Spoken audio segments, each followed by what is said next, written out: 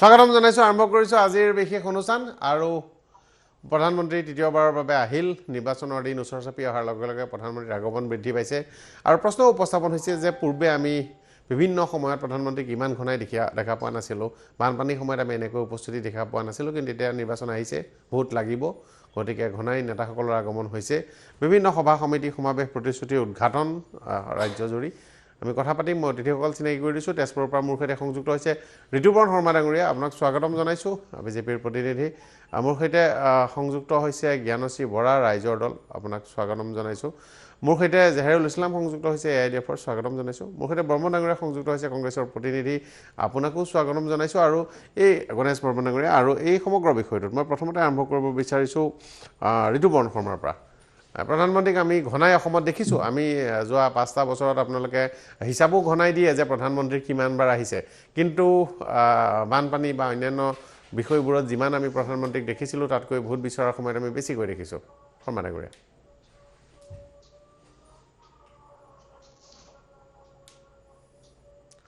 হয়তো সংযোগ স্থাপনত কিছু অসুবিধা হৈছে জেহাৰুল ইছলাম প্ৰধানমন্ত্ৰী মোদী ডাঙৰীয়াৰ অসম ভ্ৰমণ আজি কিছুদিন ধৰি বিজেপিৰ দলৰ ৰাজনৈতিক অভিৱৰ্তনবোৰ যেতিয়াৰ পৰা আৰম্ভ হৈছে ৰাজনৈতিক সভা সমিতিবোৰ যেতিয়া আৰম্ভ হৈছে আমি লক্ষ্য কৰিছোঁ যে সততে উন্নয়নৰ শ্লোগান দিয়া এই বিজেপিৰ চৰকাৰ আৰু বিজেপিৰ দলটোৱে আজি কিছুদিনৰ পৰা ঘনে ঘনে প্ৰধানমন্ত্ৰী মোদী ডাঙৰীয়া অমিত শ্বাহকে আদি কৰি কেন্দ্ৰীয় নেতৃবৰ্গ অসমলৈকে ঘনে ঘনে আনি আছে আৰু বৃহৎ বৃহৎ সভা পাতি এই সভাবোৰৰ জৰিয়তে তেওঁলোকে অসমৰ ৰাইজক পুনৰ এক প্ৰতিশ্ৰুতিৰ বন্যা বোৱাব ধৰিছে প্ৰথম কথা হ'ল মোদী ডাঙৰীয়াৰ এই অসম ভ্ৰমণ এইটো স্পষ্ট যে ইমান কম সময়ৰ ভিতৰত মোদী ডাঙৰীয়া আৰু শ্বাহ ডাঙৰীয়া বাৰম্বাৰ অসম ভ্ৰমণৰ আঁৰৰ মূল কথাটো হ'ল যে এই মুহূৰ্তত বিজেপি শংকিত বিজেপি 2021 চনৰ বিধানসভা নিৰ্বাচনক লৈ যথেষ্ট শংকিত যাৰ কাৰণে তেওঁলোকৰ প্ৰধানমন্ত্ৰী ডাঙৰীয়া আৰু গৃহমন্ত্ৰী ডাঙৰীয়াক বাৰম্বাৰ অসমলৈকে আমন্ত্ৰণ জনাইছে ঠিক আছে প্ৰধানমন্ত্ৰী ডাঙৰীয়া অসমত নিৰ্বাচন আহিছে এইটো আহে যোৱাবাৰ আমি দেখিছোঁ এইবাৰো দেখিছোঁ কিন্তু অসমৰ সংকটৰ সময়ত যেতিয়া অসমৰ বিপদ হয় সেই সময়ত এওঁলোকৰ আমি পদধূলা নাপাওঁ এওঁলোকৰ মুখবোৰ আমি দেখা নাপাওঁ এওঁলোকৰ প্ৰতিশ্ৰুতিবোৰ আমি শুনা নাপাওঁ সেইটো এটা বেলেগ কথা বিজেপিয়ে নিৰ্বাচন জিকিব লাগে বাকী ক'ত কি আছে এইটো পিছৰ কথা প্ৰথম কথা তেওঁলোকৰ 1 পইণ্ট এজেণ্ডা যিকোনো প্ৰকাৰে তেওঁলোকে নিৰ্বাচন জিকিব লাগে আৰু নিৰ্বাচন জিকিবৰ কাৰণে মোদী ডাঙৰীয়া হ'ল বিজেপিৰ আটাইতকৈ ডাঙৰ পাশুপাত অস্ত্ৰ যি মোদী ডাঙৰীয়া প্ৰতিশ্ৰুতি দিয়াত খুব সিদ্ধহস্ত তেখেতে প্ৰতিশ্ৰুতিবোৰ ইমান ধুনীয়াকৈ ৰাইজক দিয়ে আৰু এটা সময়লৈকে ৰাইজক কনভিন্স কৰাই ৰাখিব পাৰে কিন্তু এই কনভিন্সিং সময়টো বহু দীঘলীয়া সময়লৈকে ৰাখিব নোৱাৰে যেনেকৈ নৰেন্দ্ৰ মোদী ডাঙৰীয়াই বিগত সময়ত 2016ৰ আগত যেতিয়া অসমত আহিছিলে সেই সময়ত অসমৰ ৰাইজক যিমানবোৰ প্ৰতিশ্ৰুতি দিছিলে সেই প্ৰতিশ্ৰুতিৰে আজিলৈকে 25% প্ৰতিশ্ৰুতিও তেওঁলোকে সফলভাৱে ৰূপায়ণ কৰিব নোৱাৰিলে ওলোটা তেওঁলোকে দিয়া প্ৰতিশ্ৰুতি ওলোটা খৰত অৱস্থান কৰি অসম আৰু অসমীয়াৰ ক্ষতি কৰিছে তাৰ যদি জ্বলন্ত উদাহৰণ দিব যাওঁ তেতিয়াহ'লে এই বিজেপিয়ে কৈছিলে নৰেন্দ্ৰ মোদী ডাঙৰীয়াই কৈছিলে যে অসম চুক্তি ৰূপায়ণ কৰা হ'ব আৰু সেই একেজন প্ৰধানমন্ত্ৰী ডাঙৰীয়া একেজন বিজেপি একেটা বিজেপিয়ে পুনৰ কাৰ দৰে এক জাতিদ্ৰোহী আইন অসমীয়া মানুহৰ মূৰত জাপি দি তেওঁলোকৰ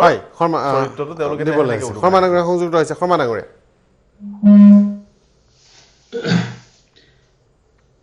পৰামনি আদিত্য ডাঙৰীয়া মোক সুধিছে হয় মোৰ অডিও পাইছে পাই আছো ভালকৈ পাই আছো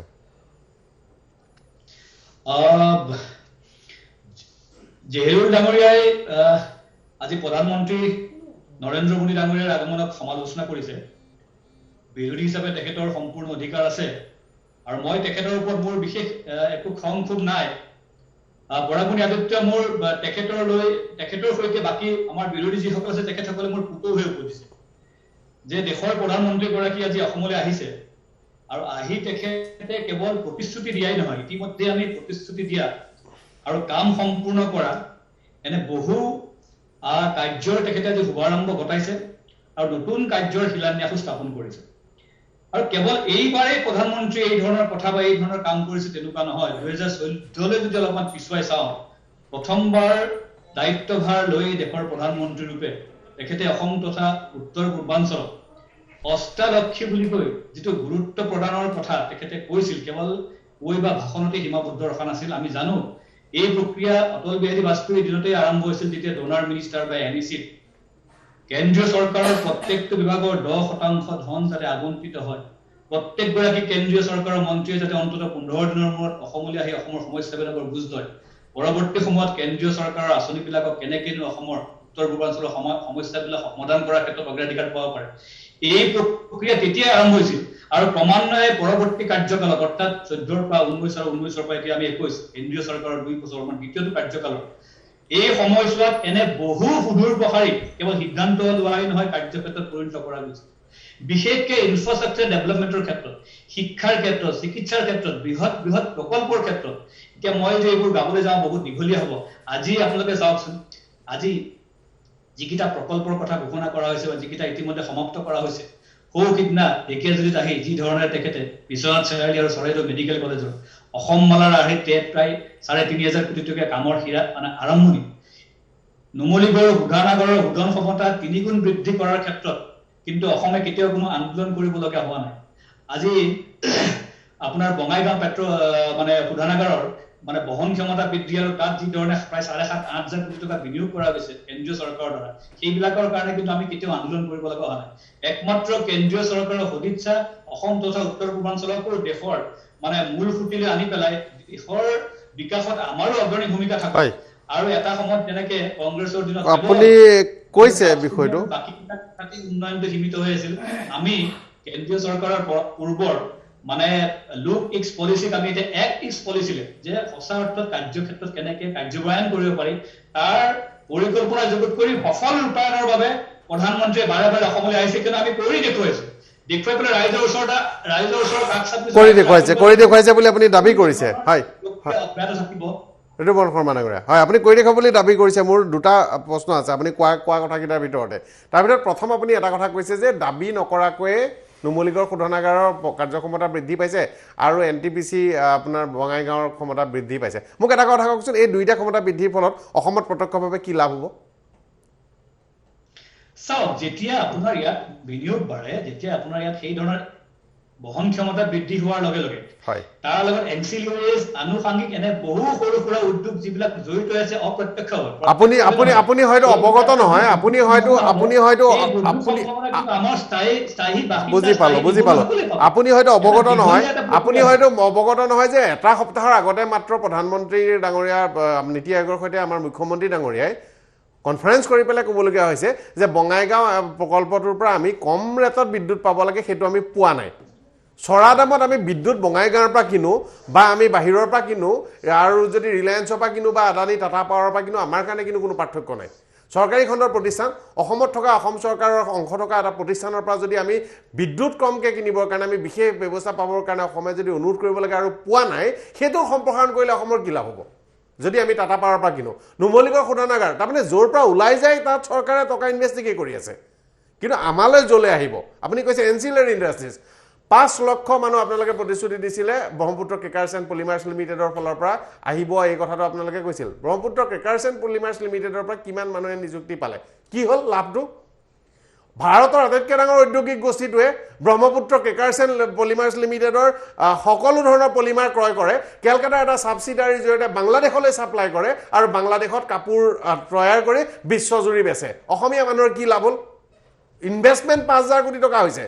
ইনভেষ্টমেণ্ট কৰোঁতে কোৱা হৈছিল যে বৃহৎ চাকৰি হ'ব লক্ষাধিক চাকৰি হ'ব বুলি ভাবা হৈছিল চাকৰি নহ'ল অসমৰ মানুহে চাকৰি নেপালে তলত কেইজনমান গ্ৰেড 3 গ্ৰেড 4 কেইটামান চাকৰি পোৱাৰ বাহিৰে আৰু এনচিলাৰী ইণ্ডাষ্ট্ৰিজ ডাউনষ্ট্ৰীম ইণ্ডাষ্ট্ৰিজ যি হ'ব বুলি কৈছিল নহ'ল ভাৰতৰ আটাইতকৈ ডাঙৰ ঔদ্যোগিক গোষ্ঠীটোৱে এটা কেলকেটীয়া প্ৰতিষ্ঠানৰ নামত পলিমাৰ ক্ৰয় কৰি এটা ছাবচিডাৰীৰ জৰিয়তে বাংলাদেশত বেচে আৰু অসমীয়াৰ কি লাভ হ'ল তাত চৰকাৰে টকা ঠিকে ইনভেষ্ট কৰি আছে কিন্তু আমাৰ যে য'ত টকা ইনভেষ্ট কৰিবলগীয়া আছে বা যিকেইটা আমাৰ কৰিবলগীয়া কাম আছে আমাৰ কৰিবলগীয়া কামকেইটা চৰকাৰখনে কাম কৰা নাই শৰ্মা ডাঙৰীয়া মই আপোনাৰ ওচৰলৈ আহিম এই প্ৰশ্নটোকে লৈ মই আহিছোঁ জ্ঞানশ্ৰী পূজাৰীৰ ওচৰলৈ আপোনাৰ ওচৰলৈ আহি আছোঁ হয় আপোনাৰ 2016 চনৰ বিধানসভা নিৰ্বাচনৰ সময়ত ৰঙিয়াত আচলতে 8 এপ্ৰিলত সৰ্বানন্দ সোণোৱালদেৱে এটা বক্তব্যৰ মাজত কৈছিলে ইতিমধ্যে মোদী ডাঙৰীয়াই তেখেতৰ পৰিভ্ৰমণত এই কথা উল্লেখ কৰি গৈছে যে ভাৰতীয় জনতা পাৰ্টি আগন্তুক দিনত অসমক ভাৰতবৰ্ষৰ বুকুত প্ৰথম স্থানত আনিবলৈ সক্ষম হ'ব আৰু সেই যুক্তিৰে অসমক আগুৱাই নিয়া হ'ব অসমে ভাৰতবৰ্ষৰ 30খন ৰাজ্য 7খন কেন্দ্ৰীয় শাসিত অঞ্চলৰ ভিতৰত প্ৰথম স্থান দখল কৰিবলৈ সক্ষম হ'ব মুখ্যমন্ত্ৰীজনৰ বাক্য এয়া নৰেন্দ্ৰ মোদী দেৱে কোৱা কথাৰ উদ্ধৃতি দি তেখেতে কৈছিল আৰু তাৰ পৰৱৰ্তী সময়তো সেই সময়ৰ নিৰ্বাচনী প্ৰেক্ষাপটত লক্ষ্য কৰিলে দেখিব হিমন্ত বিশ্ব শৰ্মা দেৱে হওক মোদী ডাঙৰীয়া হওক নীতিন গাডকাৰী ডাঙৰীয়া হওক সকলোৱে কৈছিলে কিন্তু অসম প্ৰথম স্থানত থাকিব এ ফৰ আসাম বুলি কৈছিলে এ ফৰ এপলৰ ঠাইত এতিয়া যদি ৰিজাৰ্ভ বেংকৰ শেহতীয়া তথ্য আমি চাওঁ ৰিজাৰ্ভ বেংকৰ শেহতীয়া স্থানৰ ভিতৰত কিন্তু অসমৰ সংখ্যা 30 সৰ্বমুঠ সকলো দিশৰ পৰা চালে গতিকে আমি কি বুলি কওঁ যে আমি যেতিয়া আজি প্ৰধানমন্ত্ৰী দেৱ আহিছে প্ৰধানমন্ত্ৰী আহিব লাগিছিল যেতিয়া আমাৰ বানপানী হৈছিল বাগজানৰ একুৰা জুইয়ে আমাৰ বহু মানুহক পৰিয়ালৰ পৰা ঘৰ বাৰী নাইকিয়া কৰি বহুদিন তেওঁলোক ৰাস্তাত থাকিবলগীয়া হ'ল এটা বিশেষ তেওঁলোক সমস্যাত জৰ্জৰিত অৱস্থাত কিন্তু প্ৰধানমন্ত্ৰীজন নাহিলে বানপানীৰ সময়ত আমি যেতিয়া ককবকাই থাকো সেই সময়ত কিন্তু তেখেত নাহিলে তেখেত কেতিয়াও নাহিলে এতিয়া তেখেতে নিৰ্বাচনৰ আগত যে বিজেপিয়ে কেৱল মাটিৰ পট্টা দিবলৈ বটুৱাৰা মাটিৰ পট্টা দিবলৈ প্ৰধানমন্ত্ৰী আহিছে ৰাইজৰ টকা খৰচ কৰি যে আচলতে এইবোৰ নিৰ্বাচনী এজেণ্ডাই ফুলফিল কৰিছে এই সময়ছোৱাত আমি কোনবোৰ কথাৰ উত্তৰ বিচাৰো তেখেতৰ পৰা জনজাতিকৰণৰ যিটো আচলতে তেখেতসকলে আমাক আশা দি আছিলে তোপ দি আছিলে সেইটো কি হ'ল আমাৰ 6 ক্লজৰ দাবীটোৰ বিষয়ে তেখেতৰ ক'বলগীয়া কি এই যে অসম আচলতে 30খন ৰাজ্য 7খন কেন্দ্ৰীয় শাসিত অঞ্চলৰ ভিতৰত প্ৰথম স্থানত আহিব বুলি কৈছিলে আজি কেই নম্বৰ স্থানলৈ তেখেতসকলে আনিব পাৰিলে আজি আমাৰ জনমূৰি আইৰ ক্ষেত্ৰত আমাৰ স্থান কিমান আজি আমাৰ প্ৰকৃতিৰ মৃত্যুৰ হাৰত আমাৰ কিন্তু স্থান আটাইতকৈ নিম্নতম এই তেখেতসকলে যিবোৰ কথা আচলতে ভাবো যে প্ৰধানমন্ত্ৰী এবাৰ কিন্তু আপুনি সকলোৰে আনন্দ সৰ্বানন্দ জাতীয় ডায়লগ আমি নাই শুনা এবাৰ আমি নাই শুনা জাতি মাটি ভেটিৰ কথা এই যে যিবোৰ শ্লোগান আগতে দিয়া হৈছিল এইবোৰ শ্লোগান কিন্তু এতিয়া দিব পৰা হোৱা নাই কিয় দিব পৰা হোৱা নাই এই উত্তৰটোৱে হয়তো তেখেতৰ বক্তব্যত এবাৰ তেখেতে জনজাতিকৰণৰ কথা আগতে যিদৰে আচলতে বাৰে বাৰে জনজাতিকৰণৰ কথা কৈছিলে 6 ক্লজৰ কথা কৈছিলে অসম চুক্তি আচলতে ৰূপায়ণৰ কথা কৈছিলে এবাৰ সেই একোৱেই কৰিব পৰা হোৱা নাই এই 16 মেৰ এটা বক্তব্য তেখেতে আমাক দিছিলে যিটো দিনত আমি আজিও তালি টোপোলা দিৱস ৰূপে পালন কৰি আহিছো অসমীয়াই আচলতে অনানুষ্ঠানিকভাৱে হেতু দিব আমি তালি টোপোলা দিৱস হিচাপে ঘোষণা কৰিবলৈ বাধ্য হৈছো 16 মেটো কিয় তেখেতে কৈছিল যে সকলো বাংলাদেশী ইয়াৰ পৰা যাবগৈ তালি টোপোলা বান্ধি কি হ'ল এই যে বাৰে বাৰে তেখেত আহে আমাৰ আশা আকাংক্ষাবোৰক ভৰিৰে মুহাৰি মিছা কিছুমান কথাৰ প্ৰতিশ্ৰুতি দিয়ে ফুলজাৰি মাৰে আৰু তাৰপিছত কিন্তু বাংলাদেশী নগ'ল যোৱা নাই গুৰুত্বপূৰ্ণ কথা এইটো এটা অসমীয়া আটাইতকৈ যোৱাবাৰ নিৰ্বাচনৰ গুৰুত্বপূৰ্ণ বিষয় আছিলে বৰ্মন ডাঙৰীয়া গণেশ বৰ্মন ডাঙৰীয়া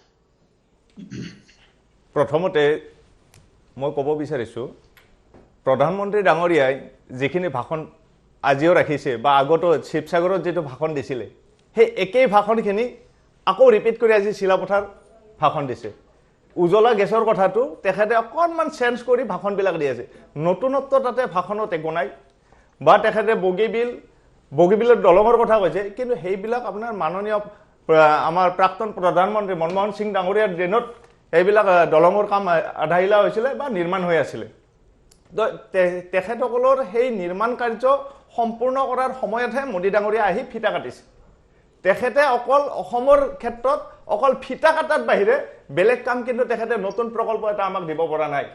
তো সেই ক্ষেত্ৰত মই ক'ব বিচাৰিছোঁ যেতিয়া আমাৰ বানপানী হৈ আছিল বানপানীৰ দিনত কিন্তু প্ৰধানমন্ত্ৰী ডাঙৰীয়া নাহিলে বাগজানৰ ক্ষেত্ৰত নাহিলে আমাৰ উপযুক্ত বক্তাগৰাকীয়ে কৈছে যে বিপদৰ সময়ত অসম যেতিয়া বিপদত থাকে তেতিয়া কিন্তু তেখেত নাহিলে আমি বিচাৰিছিলোঁ আজি প্ৰধানমন্ত্ৰী ডাঙৰীয়াৰ ক্ষেত্ৰত যে অসমত আহিছে অসমৰ আমাৰ যিটো কা আন্দোলন হৈছিল কাখন আমাৰ ইয়াৰ পৰা নাইকিয়া কৰিব বুলি আমি আশা কৰিছিলোঁ আমি কংগ্ৰেছ দলে তাৰমানে আমি 6টা কুৱেশ্যন কৰিছোঁ আজি যে আমাৰ কাখন বাতিল কেতিয়া হ'ব আমাক কা বাতিল হ'বই লাগিব দ্বিতীয়টা কৈছে মূল্য বৃদ্ধিৰ কথা আছে মূল্য বৃদ্ধি ইমান আকাশলংঘী হৈছে এতিয়া পেট্ৰল ডিজেলৰ এতিয়া আমাৰ হিমন্ত বিশ্ব ডাঙৰে বাৰ বাৰ কয় 100+100+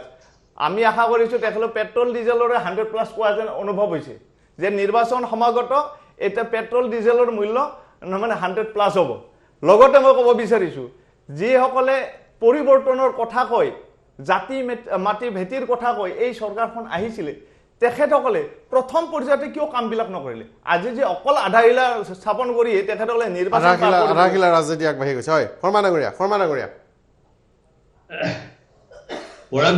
ডাঙৰীয়া মই বক্তব্যবোৰ শুনিছোঁ কথাটো এনেকুৱা মোৰ ভগ্নীপতি জ্ঞানশ্ৰীয়ে কৈছে যে প্ৰধানমন্ত্ৰীয়ে কিয় এতিয়া জাতি মাতৃৰ ভেটি কথা কোৱা নাই, জনজাতিকৰণৰ কথা উল্লেখ কৰিছে, 6 নং দফাৰ কথা তেখেতসকলে ক'ব বিচাৰিছে। এই গোটেইবিলাক কথা ইতিমধ্যে এটা নিৰ্দিষ্ট প্ৰক্ৰিয়া দি আগবাঢ়িছে। এনেকুৱা নহয় যে আমি সকলোৱে জানো যে নিশ্চয়ভাৱে এতিয়া কৰা নাই, কিন্তু সেই কৰিব গ'লে চৰকাৰে কি কৰিছে, কি স্থিতিত আছে সেইবোৰ কথা মোৰ ক'ব লাগে। কিন্তু সকলো কাম একেলগে চলিব লাগিব। জাতি মাটি ভেটি 6 নং দফা 6 জনগোষ্ঠীৰ জনজাতিকৰণ এই গুৰুত্বপূৰ্ণ বিষয়বোৰৰ পৰা বিজেপি কাটি অহা নাই নাহেও, কিন্তু এই পূৰ্বকলীয়া এই সমস্যাবিলাকৰ স্থায়ী সমাধানৰ কাৰণে বিজেপিয়ে সৰ্বোচ্চ প্ৰকাৰে চেষ্টা কৰিছে, আন্তৰিকতাৰে কৰিছে, আৰু ৰাইজ ইয়াক লৈ আশ্বস্ত এই কথা পৰৱৰ্তী নিৰ্বাচনত গম পাব। কিন্তু আমি অসমখনক ভাৰতবৰ্ষৰ 5খন আগশাৰী ৰাজ্য হিচাপে পৰিগণিত কৰাৰ যিটো সপোন আমাৰ নেতৃত্বৰ, সেইটো বাস্তৱত কেতিয়া ফলিয়াব? আন্তঃগাঁথনি নিৰ্মাণ যেতিয়া হ'ব, স্কুল হ'ব, কলেজ হ'ব, মেডিকেল কলেজ হ'ব, ইঞ্জিনিয়াৰিং কলেজ হ'ব, আজি বৈদ্যুতিক সেৱা আপোনাৰ ৰেলৰ যি ধৰণে আমাৰ চৰকাৰ ক্ষিপ্ৰতাৰে আমি অগ্ৰাধিকাৰ ভিত্তিত আৰম্ভ কৰিছো, ই কিমান সুদূৰ প্ৰসাৰী প্ৰভাৱ পেলাব আপোনালোকে কল্পনা কৰকচোন। এতিয়া সময় সলনি হ'ল, পৰিস্থিতি সলনি হ'ল, সকলোবোৰ লগত থাকিব, কিন্তু আন্তঃগাঁথনি আৰু উন্নয়নৰ ক্ষেত্ৰত যদি আমি কেন্দ্ৰীয় চৰকাৰে যি ধৰণে আমাক এটা সুযোগ সুবিধা দিছে, অসমক যিটো পূৰ্বত কেতিয়াও হোৱা নাছিল, অসমৰ পৰাই কিন্তু ৰাজ্যসভাৰ সাংসদ হৈ এগৰাকী ব্যক্তিয়ে 15 বছৰ ৰাজ্যসভাৰ সাংসদ হৈ থাকিল, 10 বছৰ প্ৰধানমন্ত্ৰী হৈ থাকিল। তেখেতৰ কাৰ্যকলাপত কিমান কি হ'ল নহ'ল, মোৰ কংগ্ৰেছৰ প্ৰতিনিধিগৰাকীয়ে কৈছে বগীবিল দলং ক'লে কংগ্ৰেছৰ দিনতে বোলে তেখেতসকলে আৰম্ভণি কৰিছিল। হয়, কৰিছিল, কিন্তু তেখেতসকলৰ আৰম্ভণিটো কেৱল শিলান্যাস আৰু কিছুমান নিৰ্দিষ্ট কামতে সীমাবদ্ধ হৈ আছিল, আন্তৰিকতা নাছিল। এটা ইমান দীঘলীয়া প্ৰক্ৰিয়া তেখেতসকলে দলংখন নিৰ্মাণত লগালে, পৰৱৰ্তী সময়ত আমাৰ চৰকাৰে আহি ইয়াৰ গুৰুত্ব উপলব্ধি কৰি অসমবাসীৰ প্ৰতি নিজৰ আন্তৰিকতা প্ৰদৰ্শন কৰি ক্ষিপ্ৰতাৰে সেই দলঙৰ কাম সম্পূৰ্ণ কৰিছে। আজি কলিয়াভোমোৰা দলং হওক, শৰাইঘাটৰ দ্বিতীয়খন দলং হওক, আজি উত্তৰগুৱাহাটী দক্ষিণগুৱাহাটী সংযোগী দলং হওক, মাজুলীৰ দলংখন হওক, ফুলবাৰীৰ দলংখন হওক, এতিয়া এনেকে যদি মই উদাহৰণ দিবলৈ যাওঁ, এইবিলাকতো ৰখি থাকিব নোৱাৰে, গতানুগতিক প্ৰক্ৰিয়া। গতিকে আমি অসমে উত্তৰ পূৰ্বাঞ্চলে এইখন চৰকাৰ বিজেপি নেতৃত্বাধীন চৰকাৰৰ দিনত যিমান সুযোগ দেখিছো, যিমান সম্ভাৱনা নেতৃত্বই দিছে আমাক, সেইবিলাকৰ সম্পূৰ্ণ লাভ লৈ যাতে অসমখন আগুৱাই যাব পাৰে, তাৰ কাৰণে অসম চৰকাৰখনো চেষ্টা কৰিছে, আৰু কেন্দ্ৰীয় চৰকাৰৰ সদিচ্ছা আছে বাবেহে এইবোৰ হ'বলৈ গৈ আছে। আপোনালোকে পৰিকল্পনা কৰিছে বুলি কৈছে। আজি যি ধৰণে গোটেই অসম সমগ্ৰ উত্তৰ পূৰ্বাঞ্চলত ডিজিটেল ফাইবাৰ, অপটিকেল ফাইবাৰৰ কাম কৰা গৈছে, আজি প্ৰধানমন্ত্ৰী ডাঙৰীয়ে উচিতভাৱে কৈছে এইবিলাকে হৈছে পৰৱৰ্তী সময়ত আমাৰ ভাগ্য ৰেখা। এই ভাগ্য ৰেখা দিয়ে আমি অসমৰ ভাগ্য সলাব লাগিব, আৰু ভাৰতবৰ্ষৰ 5খন আগশাৰী ইণ্টাৰনেটৰ গেটৱে ত্ৰিপুৰা হৈ ইণ্টাৰনেটৰ গেটৱেডালৰ কথাওতো আগৰ চৰকাৰৰ দিনৰ পৰা আৰম্ভ হৈ আছে। এতিয়ালৈকে আমাৰ গেটৱে নিৰ্মাণ কাম সম্পূৰ্ণ হোৱা নাই। কিছুমান কাম আচলতে আধাকণীয়া আপোনালোকেও কৰিছে, আপোনালোকেও 10 বছৰত কিছুমান কাম শেষ কৰিব নোৱাৰে, পূৰ্বৰ চৰকাৰৰ কাম যেনেকৈ কৰিছে। জহিৰুল ইছলাম ডাঙৰীয়া, বিজেপিৰ সন্মানীয় প্ৰতিনিধিগৰাকীয়ে ক'লে যে নৰেন্দ্ৰ মোদী ডাঙৰীয়া 2014 চনত শাসনত আহি অসমখনক অষ্টলক্ষ্মী বুলি কৈ বিশ্বৰ ভাৰতৰ 5খন ৰাজ্যৰ ভিতৰত এখন ৰাজ্য কৰি তুলিম বুলি তেখেতে কৈছে আৰু অংগীকাৰবদ্ধ হৈছিলে, আৰু যাৰ কাৰণে তেখেতৰ দায়িত্ব আছে অসমখনৰ প্ৰতি। মই এতিয়া তেওঁক কওঁ যে 2014 চনত নৰেন্দ্ৰ মোদী ডাঙৰীয়া ভাৰতবৰ্ষৰ প্ৰধানমন্ত্ৰী হৈ প্ৰথম কামটো অসমৰ কাৰণে কি কৰিছে জানে? অসমৰ বিশেষ ৰাজ্যৰ মৰ্যাদাটো কৰ্তন কৰিছে। যিটো বিশেষ ৰাজ্যৰ মৰ্যাদাৰে অসমে অতিৰিক্ত পুঁজি কেন্দ্ৰীয় চৰকাৰৰ পৰা পাইছিল, আৰু সেই অতিৰিক্ত পুঁজিয়ে অসমৰ আন্তঃগাঁথনি ঠিক কৰিছিলে, অসমৰ বিভিন্ন সমস্যাৰ সমাধানৰ কাৰণে অসমৰ বিভিন্ন উন্নয়নৰ কামত লগাইছিলে। নৰেন্দ্ৰ মোদী ডাঙৰীয়া আহি পেলাই এই অষ্টলক্ষ্মী বুলি কৈ, এ ফৰ আছাম বুলি কৈ পেলাই প্ৰথম কামটো অসমৰ এই বিশেষ ৰাজ্যৰ মৰ্যাদাটো কৰ্তন কৰিছে। 2 নম্বৰ কথা, অসমৰ প্ৰতি আন্তৰিকতা থকা নৰেন্দ্ৰ মোদী ডাঙৰীয়াই বাৰম্বাৰ অসমৰ মানুহে বাৰম্বাৰ তেখেতক অনুৰোধ কৰাৰ পিছত, বাৰম্বাৰ তীব্ৰ প্ৰতিবাদ কৰাৰ পিছতো অসমীয়া মানুহৰ আৱেগৰ প্ৰতি 1% তেখেতে গুৰুত্ব নিদিলে, অথচ এদিনৰ কাৰণে হ'লেও অসমীয়া মানুহক সম্বোধন কৰাৰ দৃষ্টতা তেখেতে নকৰিলে। 3 নম্বৰ কথা, নৰেন্দ্ৰ মোদী ডাঙৰীয়াই কি বুলি কয়, তেখেতৰ যিবোৰ প্ৰতিশ্ৰুতি আমি পূৰ্বতেও দেখিছোঁ, এতিয়াও দেখিছোঁ, আমি তেখেতক প্ৰতিশ্ৰুতিৰ সদাগৰ বুলিয়ে কওঁ এক প্ৰকাৰে। গতিকে তেখেতে যিবোৰ প্ৰতিশ্ৰুতি দিয়ে, সেই প্ৰতিশ্ৰুতিবোৰৰ ওপৰত এতিয়া ৰাইজে প্ৰথমতে শুনিছিল, ভাল পাইছিলে। এতিয়া লাহে লাহে যেতিয়া সময় পাৰ হৈ গ'ল, 2টা টাৰ্ম নৰেন্দ্ৰ মোদী ডাঙৰীয়াক ভাৰতবৰ্ষৰ জনসাধাৰণে দিলে, আৰু তেখেতৰ কোৱা আৰু কামৰ মাজত যেতিয়া বৃহৎ তফাত এতিয়া ভাৰতৰ মানুহে দেখিবলৈ ধৰিলে, অসমৰ মানুহ নিশ্চিতভাৱে সেই হতাগ্ৰস্তৰ ফালে আহিছে, নৰেন্দ্ৰ মোদী ডাঙৰীয়াৰ প্ৰতি আস্থা ভৰসা নোহোৱা হৈছে। প্ৰথম কথা হ'ল 15 লাখ টকা দিম বুলি কৈছিলে, কি হ'ল? 2 কোটি চাকৰি দিম বুলি কৈছিলে, কি হ'ল? 200 স্মাৰ্ট চিটি বনাম বুলি কৈছিলে, কি হ'ল? এনেকুৱা অজস্ৰ প্ৰতিশ্ৰুতি আছিলে, এই যিবোৰ প্ৰতিশ্ৰুতিৰ জৰিয়তে কি বুলি কয় মানুহক আচ্ছন্ন কৰি ৰাখিব বিচাৰিছিলে, কিন্তু অন্তঃসাৰশূন্য প্ৰতিশ্ৰুতিবোৰ এতিয়াহে মানুহে উপলব্ধি কৰিবৰ কাৰণে ধৰিছে আৰু এতিয়া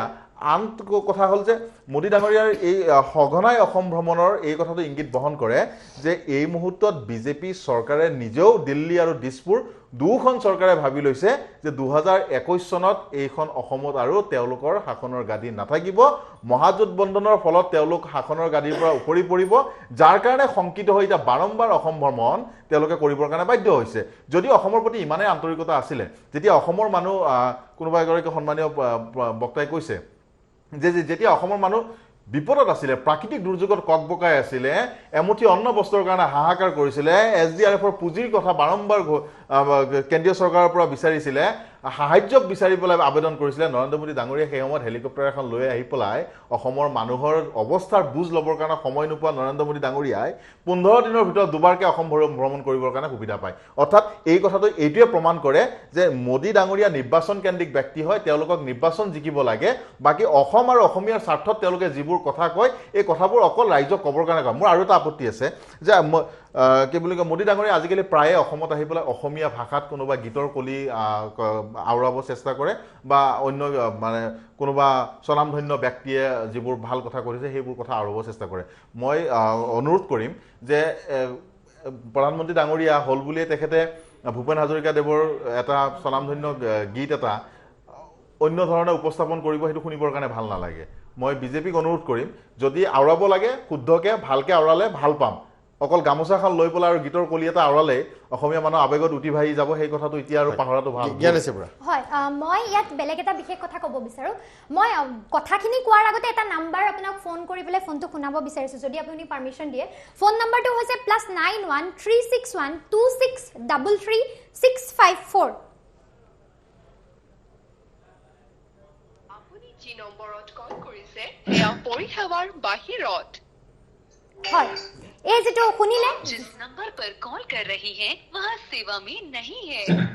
এই নাম্বাৰটো যিকোনো মানুহে মই নাম্বাৰটো পুনৰ ৰিপিট কৰিছো +913612633654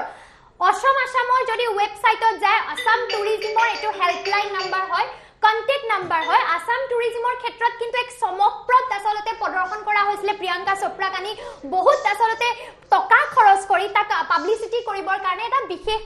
আসলতে কাৰ্যপন্থা চৰকাৰে লৈছিল মানুহৰ মাজত বাহবা বুটলিবলৈ সক্ষম হৈছিল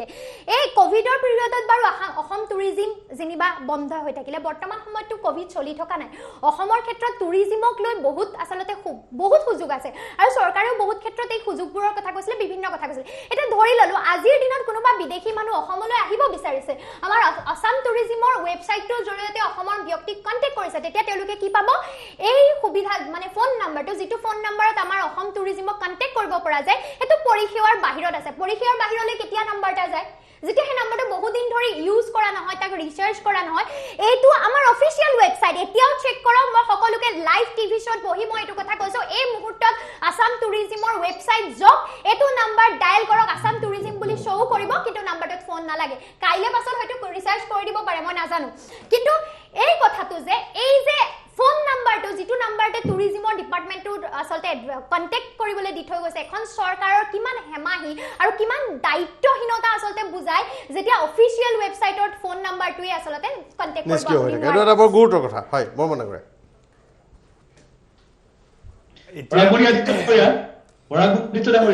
হয় শুনি আছো কওক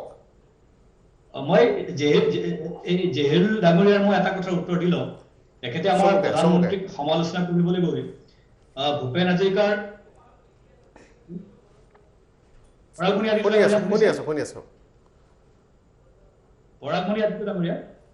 শুনি আছো আমি আপোনাৰ কথা আমি ভালকৈ শুনি আছো হয় এতিয়া আমাৰ যেতিয়া আমাৰ চৰকাৰ আহিব মহাজোট বন্ধনৰ এতিয়া আমাৰ চৰকাৰ আহিবই হেতু 100% শিওৰ হৈ গৈছে কাৰণ বিজেপিৰ যেটো মানে প্ৰতিশ্ৰুতি আছিল হেবিলে গোটেইবিলাকতে ফেল মাৰিলে তেখেতসকলে যে প্ৰতিশ্ৰুতিৰে বন্যা বয়াই দিছে কিন্তু মানুহৰ কিন্তু একো কৰা নাই আপুনি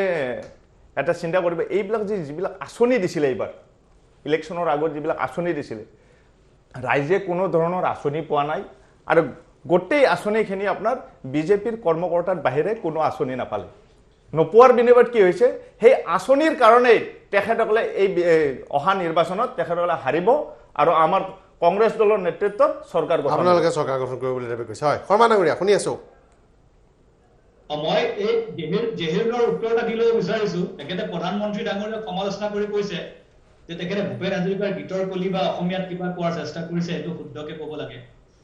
দেশৰ সন্মানীয় প্ৰধানমন্ত্ৰী গৰাকীয়ে তেখেতৰ যেহেতু মাতৃভাষা অসমীয়া নহয় তৎসত্ত্বেও তেখেতে অসম আৰু অসমীয়াৰ মানে সন্মান প্ৰদৰ্শন কৰি উদাকণ্ঠ ভাৰত ৰত্ন ভূপেন হাজৰিকাৰ গীতৰ কলি আওৰোৱাৰ চেষ্টা কৰিছে দেশৰ প্ৰধানমন্ত্ৰী গৰাকী গতিকে তাত তেখেতসকলে সন্মানিত কোন হয় তাত মোৰ ক'ব লগা একো নাই তাত মোৰ কেৱল পুতৌহে উপজিত কৰে কিন্তু মই তেখেতক এটা কৈ দিওঁ যে এইখন অসমৰে মাটি বায়ু পানী সেৱন কৰি এইখন অসমৰ জনসাধাৰণৰ ভোটৰ দ্বাৰা নিৰ্বাচিত প্ৰতিনিধি হৈ তেখেতসকলৰ মুৰব্বী বদৰুদ্দিন ৰাজমলৰ ভাতৃ চিৰাজুদ্দিন ৰাজমল তেখেতৰ পৰিয়ালৰ সদস্যসকলৰ অসমীয়া প্ৰেম অসমীয়া ভাষাৰ নমুনা কিমান সেইটো অসমবাসী ৰাইজে প্ৰত্যক্ষ কৰিছে গতিকে অন্ততঃ প্ৰধানমন্ত্ৰী ডাঙৰীয়াক সমালোচনা কৰাৰ আগতে নিজৰ দলৰ মুৰব্বী নিজৰ গোটেই কথাবিলাক অলপমান চাই চোৱালে মই বেছি ভাল পালো হয় কাৰণ তেখেতসকলে এই কথাটো হয়তো তেখেতসকলে ভাল নাপাব কাৰণ তেখেতসকলৰ যিগৰাকী মুৰব্বীৰ সভাৰ পিছফালে আৰবী ভাষাৰ বেনাৰখন লাগি থাকে তাত তেখেতে সন্মুখত থাকি ভাষণ দিয়ে তাত এগৰাকী ভাৰতীয় সভ্যতা সংস্কৃতিৰ পুৰুষা নৰেন্দ্ৰ মোদী ডাঙৰীয়াই বক্তব্য দিয়াটো বা চেষ্টা কৰাটো অসমীয়াত কিবা এটা কোৱাটো তেখেতসকলৰ কাৰণে আচোৱা লাগাটো স্বাভাৱিক কিন্তু অসমবাসী ৰাইজে বুজি পাইছে দ্বিতীয় কথা কংগ্ৰেছৰ প্ৰতিনিধিগৰাকীয়ে কৈছে যে বিজেপি শংকিত হৈছে সেইকাৰণে প্ৰধানমন্ত্ৰী বাৰে বাৰে আহিছে এইবাৰ বিজেপি হাৰিব এতিয়া অৱস্থাটো চাওক একেখিনি কথা নহয় কিমান দুহাৰিম মহাজোঁট বুলি কৈ কংগ্ৰেছ আৰু ইউডিএফৰ যিটো এটা পুতৌ লগা অৱস্থা ক'ত কোনে নিৰ্বাচন খেলিব নেখেলিব বিজেপিৰ যদি ইমানেই তথ্য ইমানেই বেয়া অৱস্থা তেখেতসকলে অ'ট দৌৰিছে কিন্তু তেখেতসকলৰ লগত কেৱল অসম বিৰোধী ৩-৪টা শক্তিৰ বাহিৰে কোনোৱে নাই কমিউনিষ্ট কমিউনেল আৰু কংগ্ৰেছ গোটেইকেইটা শক্তিয়ে অসম আন্দোলন হওক অসমৰ জাতি পাতি ভেটি অসমৰ স্বাভিমানৰ বিৰোধিতা আৰম্ভণিৰ পৰা কৰি আহিছে তিনিওটা লগ লাগিছে অসম উদ্ধাৰ কৰিবলৈ গতিকে অসমবাসী আহিছে এইবিলাক ভেকু ভাওনা গোটেইবোৰ দেখা পাইছে সময়ত সিদ্ধান্ত দিব মই কেৱল ভাৰতবৰ্ষত অকল বিজেপিয়ে হ'ল দেশভক্ত ভাৰতবৰ্ষ আৰু অসমত হ'ল বিজেপি হ'ল দেশভক্ত আৰু অসমত হ'ল বিজেপি অসমপ্ৰেমী বাকীবোৰ চব ভাৰত বিৰোধী অসম বিৰোধী প্ৰথম কথা হ'ল আপোনালোক যদি ইমানেই অসম বিৰোধী অসম প্ৰেমী হয় তেতিয়াহ'লে অসমৰ জাতীয় আৱেগক ভৰিৰে মোহাৰি পেলাই জাতিদ্ৰোহী কাখনৰ সপক্ষে ওকালতি নকৰিলে হয় আপোনালোক যদি ইমানেই জাতিপ্ৰেমী হ'ল হয় তেতিয়াহ'লে অন্ততঃ দিল্লীৰ সন্মুখত এই অসম চুক্তিৰ ঔৰসত জন্মগ্ৰহণ কৰা সৰ্বানন্দ সোণোৱাল ডাঙৰীয়াই মুখ্যমন্ত্ৰী হিচাপে অন্ততঃ অসমৰ জাতীয় আৱেগক প্ৰতিনিধিত্ব কৰি দিল্লীত থিয় হৈ ক'ব পাৰিলেহেঁতেন যে অসমৰ ৰাইজে এইখন বিচৰা নাই অসমৰ ৰাইজে এই জাতিদ্ৰোহী আইনখন বিচৰা নাই সিমানখিনি সৎ সাহসেই নাই আপোনালোকৰ আৰু আপোনালোকে জাতীয়তাবাদৰ কথা কয় জাতি প্ৰেমৰ কথা কয় আপোনালোক যদি জাতিপ্ৰেমী হ'লহেঁতেন তেতিয়াহ'লে বৃহৎ নদীবান্ধৰ বিৰোধিতা কৰি পেলাই এতিয়া দুমুখীয়া স্থিতিৰে পুনৰ বৃহৎ নদীবান্ধৰ সপক্ষত যুক্তি প্ৰদৰ্শন কৰাসকল জাতিপ্ৰেমীৰ কথা কয় আপোনালোকে কোনখন জাতিপ্ৰেমৰ কথা কয় যি বিজেপি দলে সিদিনা বাংলাদেশ বৰ্ডাৰত গৈ পেলাই নিজৰ দলীয় পতাকা উত্তোলন কৰি পেলাই 1 ইঞ্চি মাটিও বাংলাদেশক এৰি নিদিওঁ বুলি হুংকাত দিয়া সেই বিজেপিয়ে গৈ পেলাই পুনৰ অসমৰ ভূমি বাংলাদেশক হস্তান্তৰ কৰে সেই বিজেপিয়ে জাতিপ্ৰেমৰ কথা কয় যি বিজেপিয়ে নেকি সীমামূৰীয়া ৰাজ্যই নিতৌ অসমৰ মাটি ঠেলি পেলাই অসমৰ ভূমি অধিগ্ৰহণ কৰি আছে অসমৰ ভূমিত থকা স্কুল বোমেৰে উৰুৱাই পেলাই অসমীয়া মানুহক মাৰি আছে সেই বিজেপিয়ে নিজৰ ভেটিখিনি ৰক্ষা কৰিব নোৱাৰা সেই বিজেপিয়ে জাতিপ্ৰেমৰ কথা কয় এনেকুৱা কথা নক'ব ডাঙৰীয়া এনেকুৱা কথা আপোনালোকৰ এই কথাবোৰে এতিয়া অসমৰ ৰাইজে বুজি পোৱা হৈছে আমিও বুজি পোৱা হৈছো এতিয়া আৰু আপোনালোকৰ সেই শব্দৰ জালেৰে অসমীয়া মানুহক বান্ধিবৰ কাৰণে চেষ্টা নকৰিব জ্ঞান আছে বাৰু তেখেতে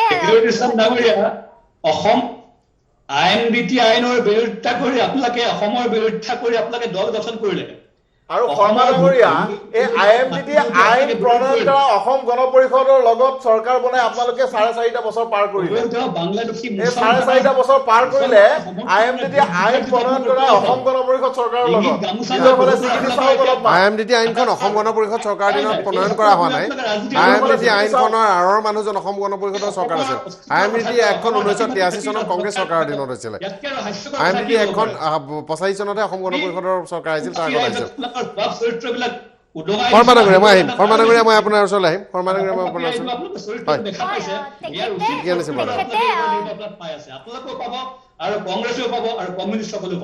তেখেতে যদি আচলতে এখেতৰ উত্তৰটো দিলে কংগ্ৰেছৰ উত্তৰটো দিলে ভাল পালোহেঁতেন যদি মোৰ পৰ্যটনৰ ওপৰত কৰা কথাষাৰৰো তেখেতে যদি যোগ্য উত্তৰ এটা দিব পাৰিলেহেঁতেন তেতিয়া ভাল লাগিলহেঁতেন কিন্তু মই আচলতে কথাটো তেখেতক উত্তৰ দিবলগীয়া নহয় এইটো প্ৰমাণ হৈ যোৱা এটা কথাই ক'লো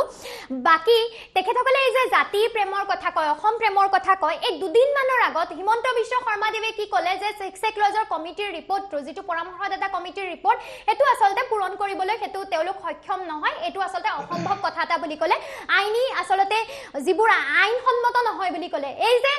আমাৰ 6 ক্লজৰ সেই একেজনে মানুহ যিজন মানুহে কৈছিলে যে অমিত শ্বাহে কৈছে যে হেয়া দাড়ি কমা নোহোৱাকৈ পূৰণ কৰি দিয়া হ'ব তাৰ পাছত আমি গম পালো যে ফাইলটো বহুদিন ধৰি দিছপুৰতে পৰি থাকিল দিল্লী নাপালেগৈ এতিয়া হিমন্ত বিশ্ব শৰ্মাদেৱে সেইহাৰ কথা কৈছে প্ৰশ্ন আহে হিমন্ত বিশ্ব শৰ্মাদেৱ লাইবল হয়নে আচলতে অসমক সেইখিনি কথা কোৱা দিব নোৱাৰিম পাৰিম বুলি ক'ব পৰাকৈ তেওঁ আচলতে তেওঁ সেইজন ব্যক্তি হয় নহয় যি সেই সিদ্ধান্তটো আমাক দিব দ্বিতীয়তে যদি তেখেতসকলে দিব নোৱাৰিছিলে ইমান দিনলৈকে কথাষাৰ গুপ্তকে ৰাখি ইমান দিনলৈকে বাৰে বাৰে প্ৰত্যেকটো শ্ব'ত দেখো প্ৰত্যেকজন মানুহে কয় অসম চুক্তিৰ কাম কাজ চলি আছে দুবছৰ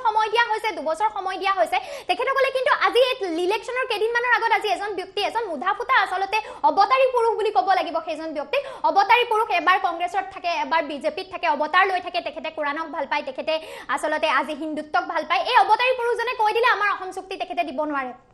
অসম চুক্তি আমাৰ পৰামৰ্শদাতা কমিটিৰ যিখিনি আচলতে পৰামৰ্শ সেইখিনি তেখেতসকলে মানিব নোৱাৰে এই যে আমাৰ আবেগক লৈ খেলা হয় জনজাতিকৰণ নীতিন গাডকাৰী ডাঙৰীয়াইটো আহি কৈ দিলে জনজাতিকৰণ হৈ গ'ল আপোনালোকে আধাৰশিলা একেখন দলঙৰ আধাৰশিলা 5 বছৰৰ আগত বনালে একেখন দলং একেটাই অঞ্চল একেখিনি মানুহৰ আশা ভৰসা পুনৰ আধাৰশিলা বনালে কাইলৈ মাজুলীত এনেকুৱা হ'ব পাৰে যে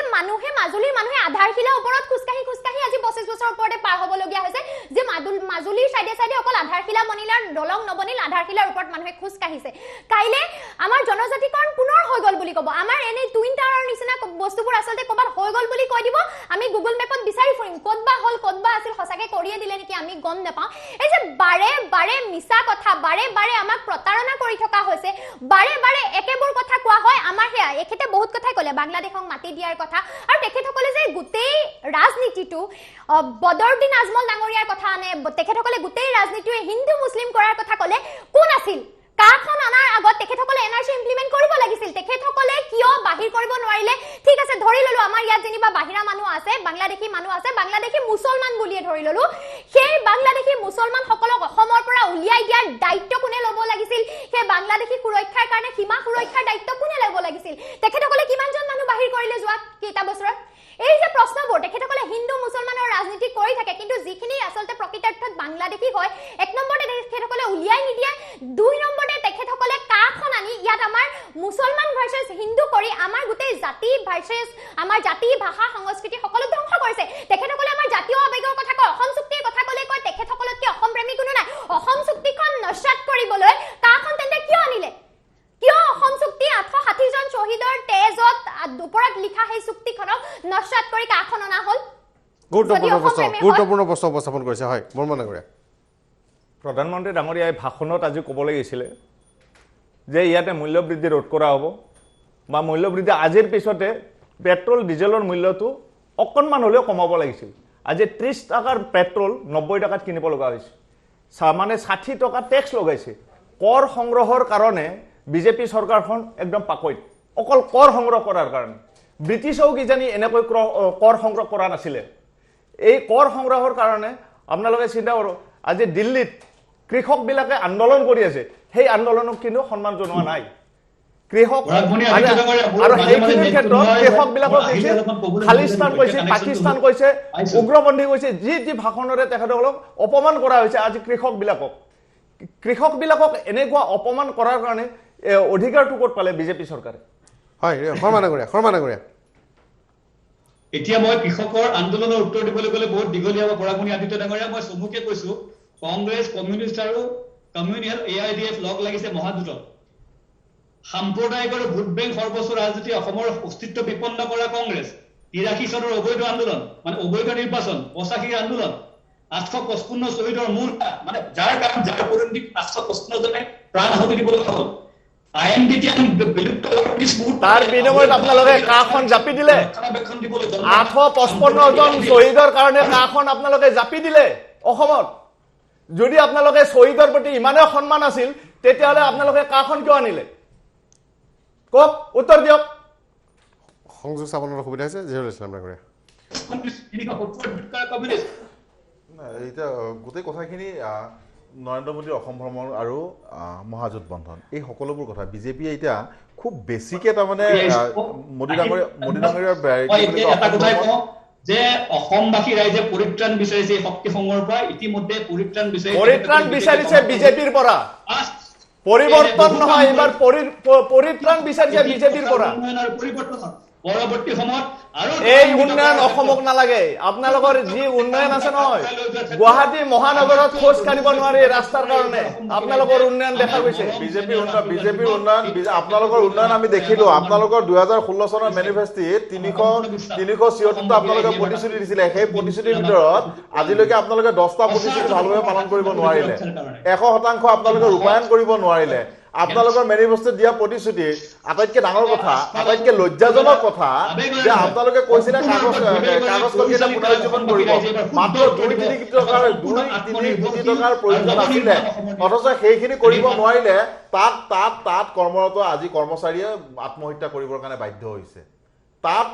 কৰ্মৰত কৰ্মচাৰীৰ কন্যাই উচ্চ শিক্ষিতা কন্যাই কান্দি অসম চৰকাৰক ভিক্ষা খুজিবৰ কাৰণে বাধ্য হৈছে আপোনালোকে দিয়া প্ৰতিশ্ৰুতিৰ ওপৰত ভিত্তি কৰি সেই মানুহবোৰে আপোনালোকক ভৰসা কৰিছিল তাৰ বিপৰীতে আপোনালোকে দিলে কি চৰম অনিশ্চয়তা আৰু একেবাৰে এতিয়া কৈ দিলে কোনো মূল্যৰ বিনিময়ত এই কাগজ কল দুটা কেইটা আৰু পুনৰুজ্জীৱন কৰিব নোৱাৰি যদি নোৱাৰি তেতিয়াহ'লে আপোনালোকে এই মানুহখিনিক মিছা সপোন দেখি হয় তেওঁলোকৰ লগত বিশ্বাসঘাতকতা কৰিলে কিয় আৰু কৰিব নোৱাৰা কামটো কিয় ইমান কি ডাঙৰ কথা আছিল আপোনালোকে ইমান হাজাৰ কোটি টকাৰ কথা কয় লাখ কোটি টকাৰ কথা কয় 20 লাখ কোটি টকাৰ পেকেজ ঘোষণা কৰে অথচ ইমান অসম আপোনালোকে অসম প্ৰেমী অথচ গোটেই অসমৰ জনতাৰ চেম্পিটি থকা কাগজ কল দুটা আপোনালোকে পুনৰুজ্জীৱন কৰিব নোৱাৰাৰ যুক্তিটো ক'ত তাৰে কি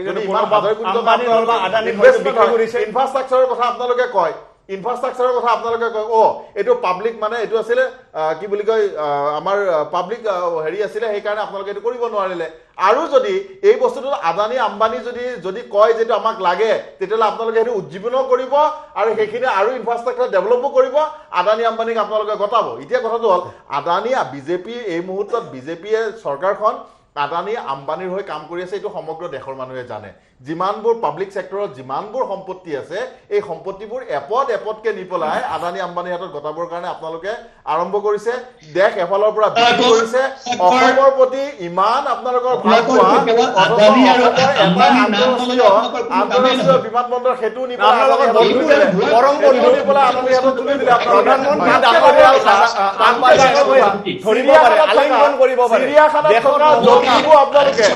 আমাৰ চিৰিয়াখানাত থকা জন্তুবোৰ আপোনালোকে নি পেলাই আদানীৰ হাতত তুলি দিলে ইয়াতকৈ দুৰ্ভাগ্যজনক কথা কি হ'ব পাৰে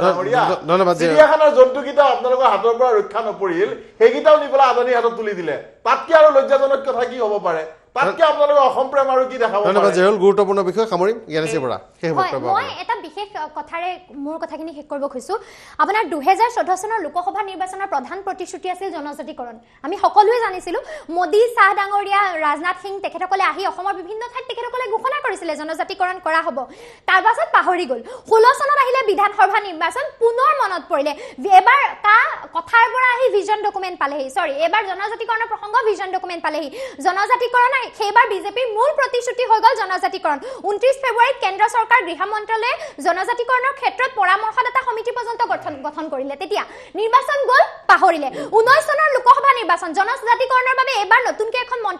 মন্ত্ৰীগোট গঠন কৰিলে হিমন্ত বিশ্ব শৰ্মাদেৱ চন্দ্ৰন ব্ৰহ্ম ডাঙৰীয়া নৱ কুমাৰ দলে ডাঙৰীয়া তাত আছিলে ফেব্ৰুৱাৰীত জনগোষ্ঠীয় নেতৃত্বৰ লগত বৈঠক হ'ল তাৰ পাছত কি হ'ল পাহৰিলে 19 চনৰ যেতিয়া ডিচেম্বৰত কা আন্দোলন তুংগত উঠিল তেখেতসকলে পুনৰ জনজাতিকৰণৰ কথা মনত পৰিলে 9 ডিচেম্বৰত জনজাতিকৰণৰ বাবে দা কনষ্টিটিউচন এছটি অৰ্ডাৰ এমেণ্ডমেণ্ট বিল 2019 উত্থাপন কৰা হ'ল 19 কা আন্দোলনৰ সময়ত কা গুছি সেই সময়ত কেব আছিলে কেব গুছি কা হ'ল জনজাতিকৰণ কি হ'ল একেলগতে উত্থাপন হোৱা কেব গুছি কা হ'ল আজি অমিত শ্বাহ ডাঙৰীয়াই কৈছে আমি ইমপ্লিমেণ্ট কৰিম পশ্চিমবংগত আজি বৰ্বৰ কথা কৈ তেখেতসকলে আমি ইমপ্লিমেণ্ট কৰিম এই বুলি সেই একে সময়তে জনজাতিকৰণৰ যেতিয়া বিলখন উত্থাপন হৈছিল আজি পৰ্যন্ত জনজাতিকৰণ কিয় দিব পৰা নহয় এতিয়া 500 কোটি টকাৰ পেকেজ দিছে হিমন্ত বিশ্ব শৰ্মাদেৱে তেখেতৰ বিত্তীয় পেকেজত মৰাণ মটক চুতীয়া সকলৰ বাবে তাৰমানে কি কৈছে তেখেতে যে তোমালোকে 500 কোটি লোৱা আৰু তোমালোক সন্তুষ্ট থাকা আমি জনজাতিকৰণ নিদো নে পুনৰ আপোনালোকে ইলেকশ্যনৰ আগত আকৌ জনজাতিকৰণ দিম বুলি নেক্সট আকৌ লোকসভা ইলেকশ্যনলৈকে টোপ মাৰিব ধন্যবাদ জ্ঞানেশী হয় বৰ্মন ডাঙৰীয়া আপোনাৰ সেই বক্তব্য আমাৰ চৰকাৰ গঠন হ'ব এইবাৰ কংগ্ৰেছ দলৰ আৰু কংগ্ৰেছ দলৰ চৰকাৰ গঠন হ'লে আমি নিবনুৱা ভাত্তা দিম আপোনাৰ ন্যায় যোজনা ইমপ্লিমেণ্ট কৰিম আৰু যিখিনি ইয়াতে আপোনাৰ ধৰক কাগজ কল আপোনাৰ জাগিৰত কাগজ কল কাছাৰ কাগজ কল এই দুটা আমি মানে আমাৰ কংগ্ৰেছ দলে এই দুটা মানে পুনৰ হেৰি কৰিব আৰু পুনৰুজ্জীৱিত কৰিব হয় শৰ্মা ডাঙৰীয়া শেষ বক্তব্য আপোনাৰ মই তাকেই কৈছো এই কাগজ কল দুটাৰ কথা বাৰে বাৰে অনুজ্ঞা হয় মিছা প্ৰতিশ্ৰুতি যদি লাভ নাই আমিতো বিচাৰিছিলো আমি টকাও নিৰ্ধাৰণ কৰি থৈছিলো কেন্দ্ৰীয় চৰকাৰৰ কাগজ কল দুটাৰ কাৰণে কিন্তু ন্যস্ত স্বাৰ্থ জড়িত এটা মহলে নাজানো কি উদ্দেশ্য প্ৰণোদিত কি সময় আছে নেশ্যনেল কোম্পানী ল ট্ৰাইব্যুনেলে যেতিয়া বিষয় দুটা এই বিচাৰাধীন বিষয় দুটা যেতিয়ালৈকে ন্যায়ালয়ত সিদ্ধান্ত নহয় তেতিয়ালৈকে বিজেপি চৰকাৰে বিচাৰাধীন কৰিব নোৱাৰে তৎসত্ত্বেও আমাৰ সবিচাৰে কৰিছে যে ন্যায়ালয়ৰ বিচাৰাধীন প্ৰক্ৰিয়া যিখিনি কাম আপোনালোকে কৰিব নোৱাৰে সেইখিনি ন্যায়ালয়ৰ কথা কয় যিখিনি কাম আপোনালোকে কৰিব নোৱাৰে সেইখিনি ন্যায়ালয়ৰ কথা কয় আজি অখিল গগৈ ডাঙৰীয়াক আপোনালোকে উলনে আপোনালোকৰ নিজৰ স্বাৰ্থৰ ৰাজপথত প্ৰতিবাদ কৰা বিজেপি দলটোৱে আমি ন্যায় দিম কাগজ কল দুটা পুনৰুদ্ধাৰৰ কাৰণে সকলো কৰণীয় এই চৰকাৰে কৰিব ইতিমধ্যে প্ৰতিশ্ৰুতি আমি ন্যায়ালয়তো দিছো আৰু ৰাইজৰ ওচৰত আমি জবাব দিম ইয়াৰ বাবে নিশ্চিতভাৱে কৰিব দেখা যাওক আপোনালোকে কিমান কৰে কিন্তু আপোনালোকে কাগজ কল দুটা মুকলি নকৰে আপোনালোকৰ কথা বতৰাৰ পৰা চৰকাৰৰ কথা বতৰাৰ পৰা স্পষ্ট কাগজ কল দুটা আপোনালোকে মুকলি নকৰে সেইটো অন্ততঃ আপোনালোকৰ লক্ষণত ফুটি উঠা নাই সেই কথাটোত আশা কৰিম বাকীবোৰ প্ৰতিশ্ৰুতি পূৰণ কৰিব আৰু এই সময়ছোৱাত প্ৰতিশ্ৰুতি নহয় কেৱল মাত্ৰ কাম ফলাফল দিয়া কামবোৰ বিজেপিয়ে ক'ব সেই আশা কৰিছোঁ আৰু নিৰ্বাচন পালেহি প্ৰধানমন্ত্ৰী ডাঙৰীয়াই ইংগিত দিছে মাৰ্চৰ প্ৰথমতেই নিৰ্বাচন ঘোষণা হ'ব গতিকে সাজু হওক ভোটদান কৰিবলৈ আপোনালোকৰ গণতান্ত্ৰিক অধিকাৰ সাব্যস্ত কৰি পৰৱৰ্তী চৰকাৰ কোনে গঠন কৰিব সেই সিদ্ধান্ত হওক ধন্যবাদ জনাইছোঁ অনুষ্ঠানত সামৰণি কৰিছোঁ